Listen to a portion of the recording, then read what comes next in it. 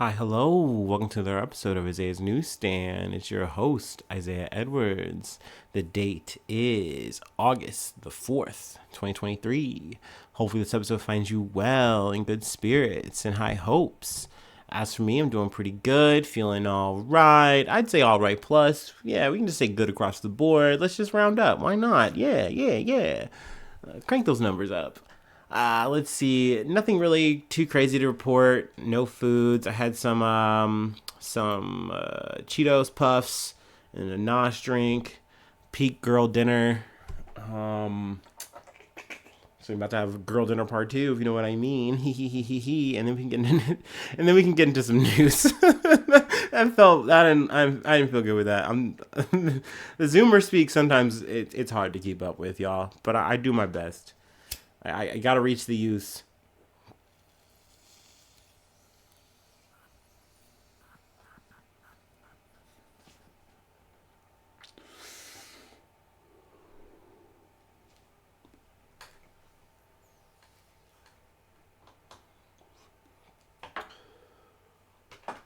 Ooh.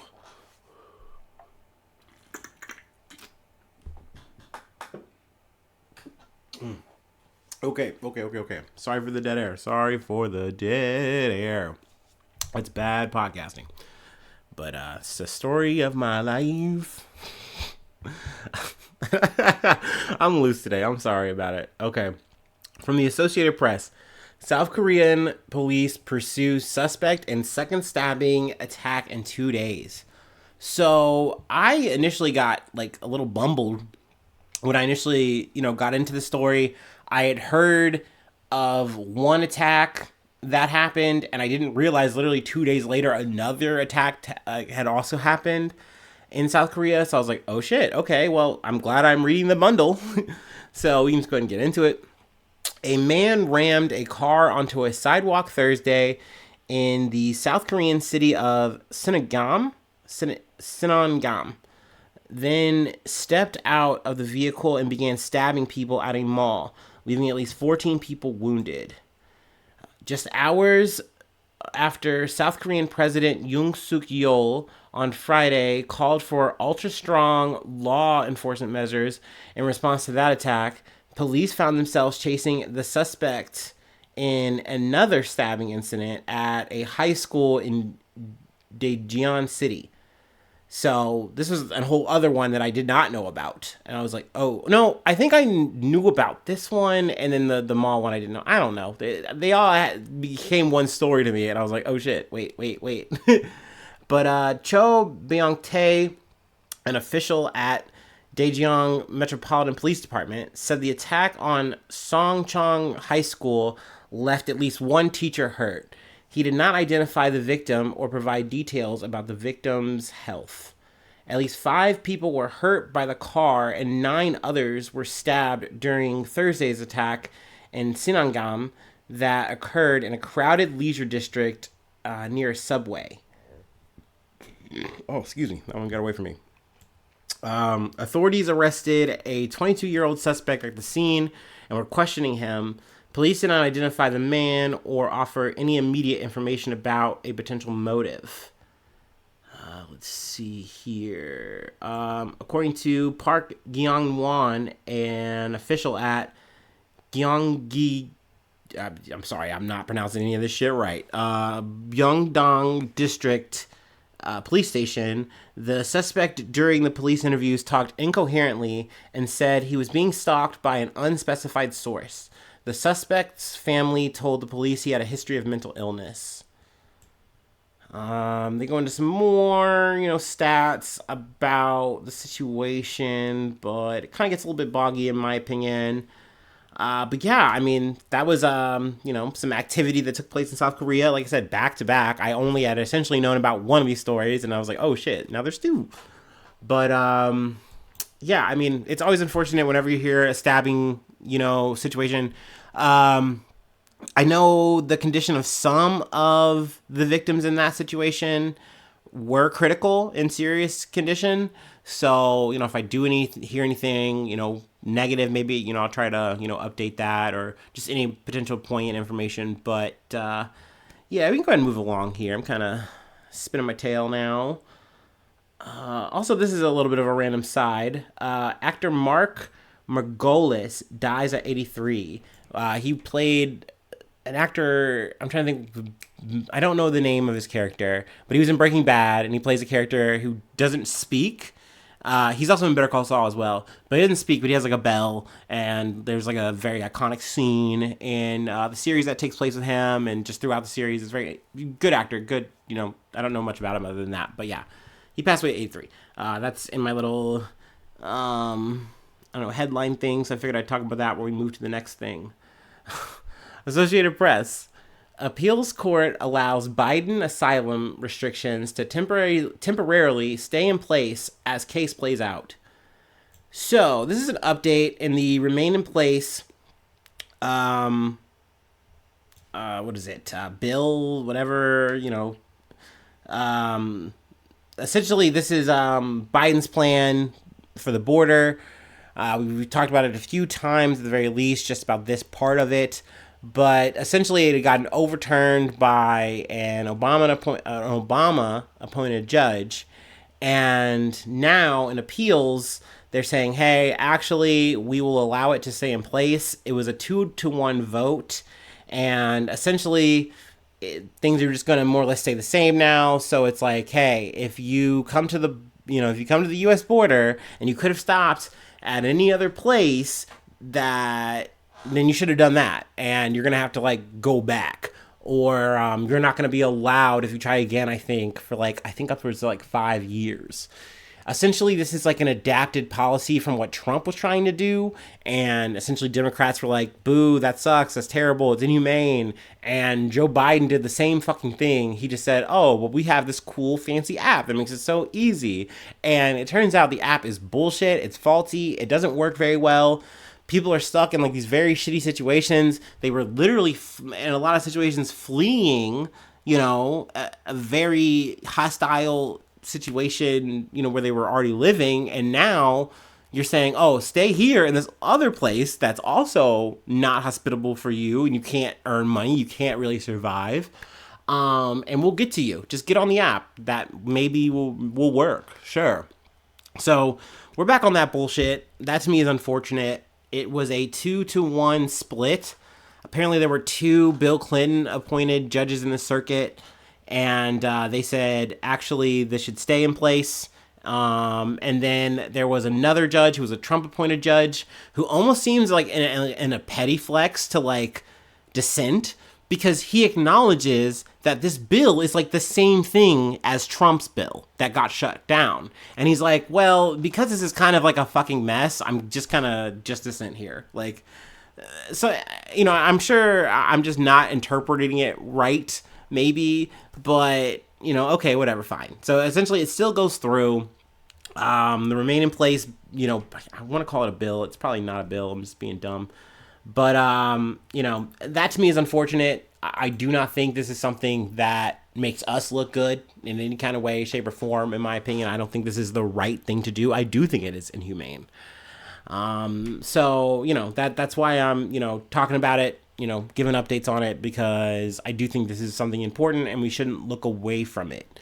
No matter what side of the aisle you are, whether you want Biden to do well or not, I don't fucking care. I truly fucking don't. Like, I don't like either side. But, I do believe that we should just have better borders. And by better borders, I mean open borders. At least more open. I know that maybe is a hot take from where I'm from in good old Ohio, but at least these days. But that's the hill I'm living on, But a little bit more border talk, actually. Bit of a bundle here. From ABC News. 2 bodies found in Rio Grande near U.S.-Mexico border. Officials. So this is an update on the murder buoys that they have in the Rio Grande. Rio Grande? Rio Grande. We're going to say Rio Grande. But 2 people have been found dead in the southern part of the Rio Grande River, officials said. One body was found stuck in the lines of orange buoys installed by Texas authorities near the U.S.-Mexico border. A second body was discovered separately in the area of the buoys by the Beta group of Piedras Negras, According, excuse me, according to a statement from Mexico's Foreign Affairs Secretary and Mexico's mitigation or migration. My gosh, Isaiah, get it together. Get it together. Mexico's Migration Institute. So, I mean, this is just an unfortunate situation. We've described kind of what happens, how these buoys kind of wind up working is essentially they are a water barrier. And in some ways, it almost think you can think like this is like I can get halfway and I can hold on to this. Like I can hold on to this buoy and like I'll find a way to get around. I'll figure it out. And I'm not saying that's impossible, but it's not easy. It's not like, you know, you can just like up do it. You know, this isn't like a Frogger situation. You feel me? So it is easy to get tangled on this. It's easy to get stuck just because of the current. You know, depending on when, you know, what part you're traveling. But this is a long ass fucking buoy. So, you know, we've talked about how, you know, Department of Justice is suing. There's also, I believe, like a kayaking kind of service that is across the river, or, you know, that works along the Rio Grande. They're suing because it's like these buoys are just here and they're impeding our business. Like, we cannot use this river. Now, they did say, you know, one person was potentially on the buoys and died there. Another person was found and potentially could have floated and gotten stuck on the buoys.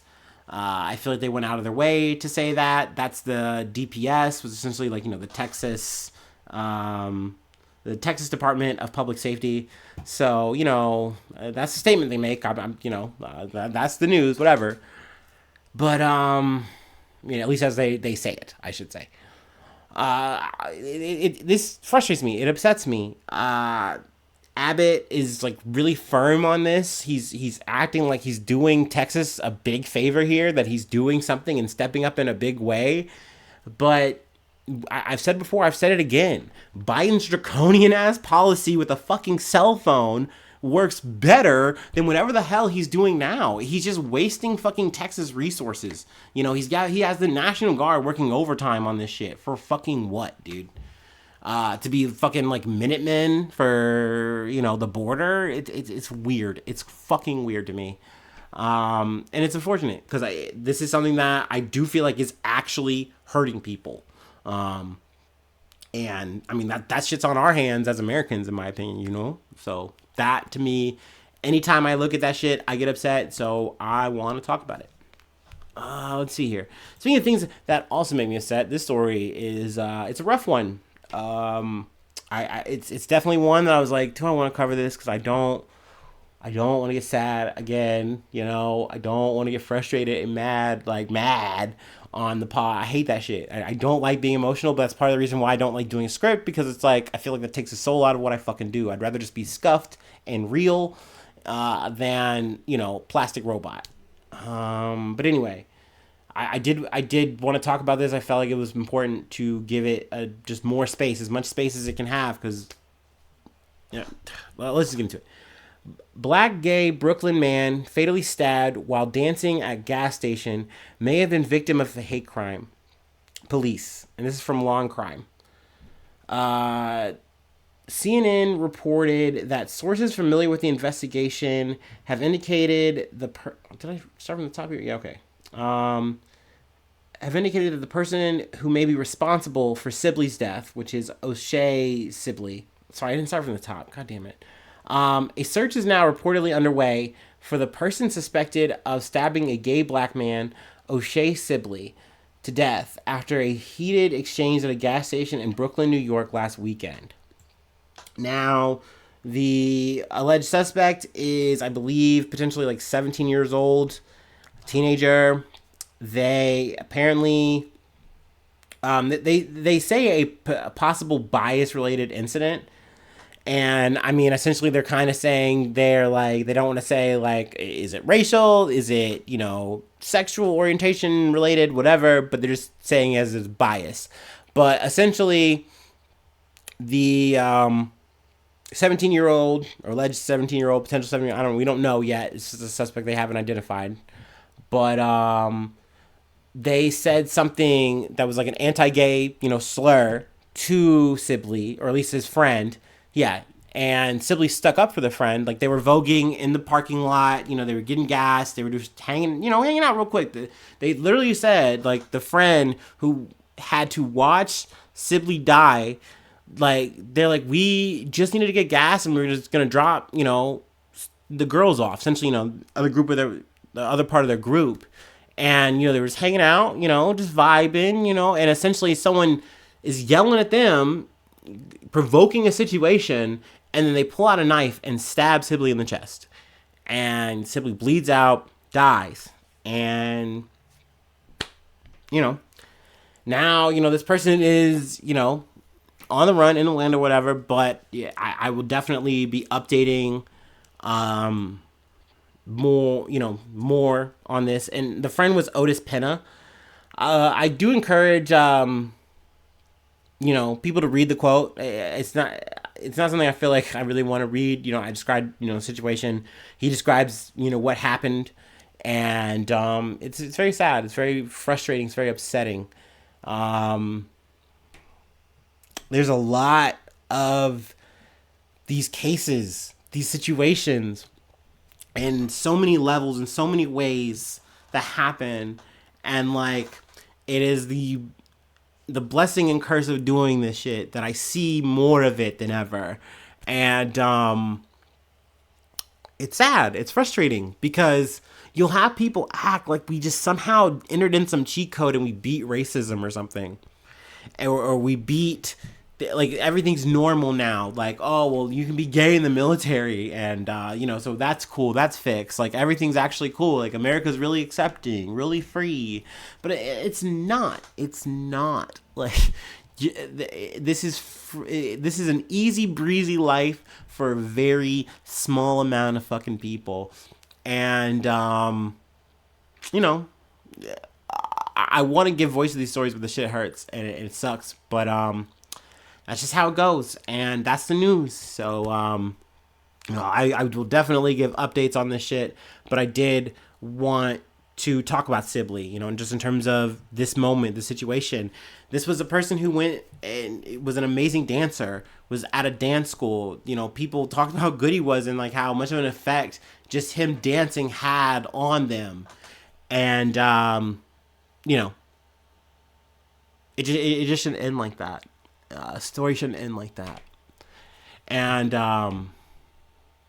I mean, these are the things that people think about, like, when you have a different pigment to your skin. You know what I mean? Like, you have to worry about this shit 24/7. It just never stops. But yeah, we have one more thing to cover. This is a little bit of bonus news. It's an update, and I didn't want to like let it slip. It's some shit that actually took place in September 2022. So yeah, let me gas back up, and then we'll get back into it.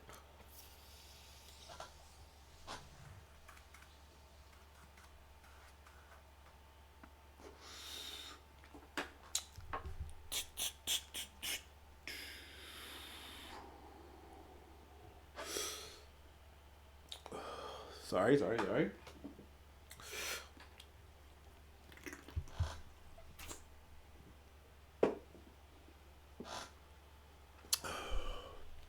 Okay. From ABC News. Verdict reached in trial of cop who placed woman in patrol car hit by train. Whew. A Colorado police officer on trial for placing a handcuffed woman in a patrol car parked on train tracks that was then struck by a freight train was found guilty of 2 misdemeanors.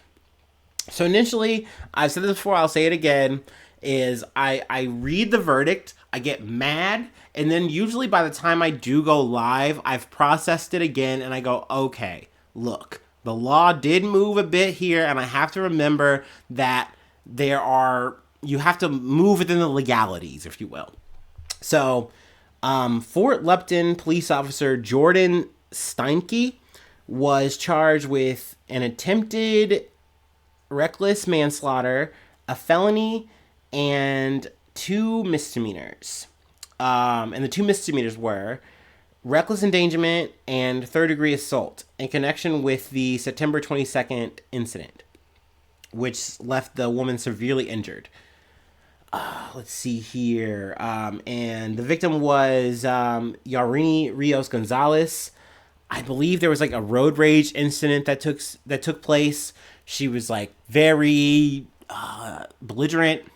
So essentially, Steinke goes to put her in her car. Now Steinke somehow she says she was not aware because she was not in her jurisdiction. She was out of her jurisdiction, and she was with another cop. And Steinke was parked on the tracks, and essentially leaves Gonzalez in there, Rios Gonzalez in there, and she's doing her police work, doing her little processing shit, I guess, for the whole situation at hand. And you can hear Gonzalez yelling and screaming. Because I remember watching this video because I'm like, there's just no fucking way. This is so insane. This is so crazy. And literally it happens. And the train just comes and just mows down the police vehicle. The cop, I don't know why I say police vehicle like that. Cop car, whatever. And Max into it. And Gonzalez is fucked up. Now, luckily, she lived. That's great. This was the other cop was a Plateville police officer, who was also charged with, I believe, like reckless endangerment, but their trial is still ongoing. I kind of don't care about that. Probably won't update you. This is more about Steinke. Now, there was 2 cop cars. You know what I mean? You could have put her in the other police officer's cop car. So literally the argument is Steinke did not literally understand how train tracks work. She wasn't paying attention. She's like, well, it was really dark. And I'm like, okay, but like, you got all your cop lights on. It is bright enough. You can see train tracks. Like, that just does not work. And literally the defense lawyer for Gonzalez is like, look, like, I feel like he tries to say without saying, like, you'd have to be stupid to believe that, right? And I mean, that's how I feel personally. So, I mean, essentially she beats the reckless endangerment, or the reckless manslaughter, I'm sorry. But she does get the 2 other misdemeanors. I mean, I guess that's okay-ish, but when I'm trying to think if I can see where her injuries were, because they're pretty fucking bad. Rios Gonzalez, 21 years old, suffered a fractured tibia, broken arm, 9 broken ribs, and a fractured sternum in the incident, her attorney told Good Morning America last year. I mean, could you imagine, though? Like, no matter whatever the fuck you did, you were getting belligerent, you were being wild, whatever, you're put in the cop car, and now, all of a sudden, you're the damsel in distress, and, like, literally you're getting snidely whiplashed. Do you know what I mean? Now, granted, I get it. When it comes to the manslaughter charge, there has to be some kind of, like, you knew what you were doing. Like, you knowingly put her on the tracks with the intention to harm her. I think the last part of it is what makes it not there, like why they don't have it there, while like the judge, because essentially Steinke said, I don't want it to go to the jury, I want it to go to the judge, which was very tactical, very smart, because I think a jury of your peers are going to say, what, you left her on the tracks and you're in a new jurisdiction and you can't read railroad? I'm sorry, I'm so sorry, but it's just no believes there. But yeah, I just wanted to update y'all on that. I didn't want to let that slip. That's all we got for today. That's the news. If you'd like to support the podcast, you're already doing it. You've already supported. You made it this far. You're the GOAT. I love you. Mwah. But if you'd like to support more, become a newsie, take your shit to the next level. Patreon.com/Isaiah News. You become a newsie. I shout you out once a month. And I mean, that's power. There you go. Also, with that power, you get a shout out. So, like, you can shout out your friends. You can shout out a project, thing you're doing. It's a vibe. So, also, there's free Discord. Hit me up for that. IsaiahNews1@gmail.com. I'm on all the socials. You can find me or the podcast there. Hit me up with that DM, whatever. It's cool. Also on the comments, please comment. Comments are great. Those are super helpful, super useful, whatever you're listening on. There usually is a place where you can either review, Max reviews are great. Good comments are great. Please subscribe to the YouTube. Trying to get that up, trying to get my weight up. You feel me? Trying to get my weight up there, trying to get my weight down here. You feel me? In the real world. Uh, that's all I have for today. Thank you so much for tuning in. Thank you so much for being a friend. And hopefully I see you soon for some more good news. I love ya. Bye-bye. Mwah.